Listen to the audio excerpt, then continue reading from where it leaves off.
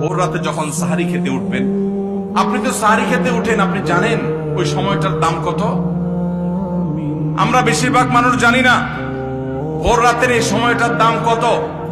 আরে ভাই, এই সময়ের দোয়া 1 মিনিটের দোয়া অন্য সময়ের 100 মিনিটের সমান না। অন্য সময়ের 100 মিনিটও এই ভোর রাতের 1 মিনিটের সমান না। এত মূল্যবান সময়। সাহারি খেতে উঠছেন, সাহারি খান, ভালো কথা, কিন্তু সাহারি খাওয়ার আগে পরে 10টা মিনিট জায়নামাজে মুসল্লাতে দাঁড়ান, একটু 2 রাকাত নামাজ পড়েন। এই সময়টা দোয়া কবুল হয়। আল্লাহ ডেকে ডেকে বান্দাকে দেন। একটু হাত তোলেন, চেষ্টা করবেন তো ইনশাআল্লাহ। আপনার বাসার এক কোনায় চলে যাবেন, একটু আলো আধারিতে চলে যাবেন, সেখানে গিয়ে বসে আল্লাহর কাছে একটু কথা বলবেন। সিজদা চলে যাবেন, সিজদা গিয়ে আল্লাহর সাথে একটু মন খুলে কথা বলবেন। আল্লাহ, আমি অনেক গুনাহ করেছি, আল্লাহ আমি অনেক পাপিষ্ঠ।